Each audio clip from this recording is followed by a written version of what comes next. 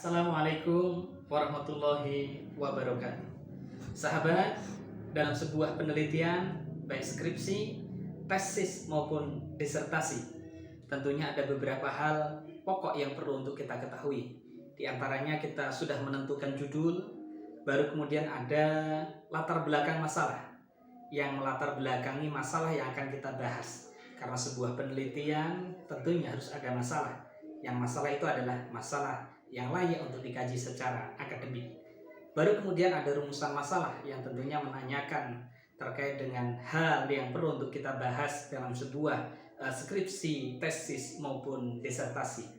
Baru kemudian ada metode yang perlu untuk kita gunakan untuk menentukan apakah penelitian kita adalah penelitian kualitatif atau kuantitatif, penelitian kita penelitian lapangan atau penelitian pustaka.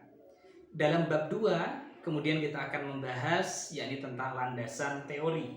Apa itu landasan teori? Landasan teori tentunya adalah sesuai dengan tema besar apa yang kita bahas. Misalnya kita membahas tentang iddah, maka di bab 2 atau di landasan teori disitulah kita akan membahas tentang garis-garis besar tentang iddah.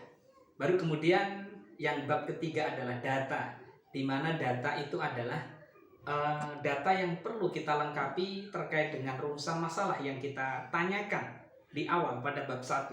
Karena bab 1 sebenarnya adalah bentuk proposal dan ada beberapa perubahan yang kemudian dijadikan sebagai bab 1. Maka kemudian data itulah akan mencari yaitu beberapa hal pokok yang menjadi bahan yang akan kita kaji sebagai objek daripada rumusan masalah yang kita tanyakan. Baru kemudian bab selanjutnya, bab keempatnya adalah analisa, yaitu menganalisa terkait dengan data yang kita sudah kumpulkan dan kemudian kita tanyakan dalam sebuah rumusan masalah. Ketika rumusan masalah kita hanya satu, berarti pada bab analisa kita hanya menganalisa satu pertanyaan itu dan data yang sudah kita sajikan.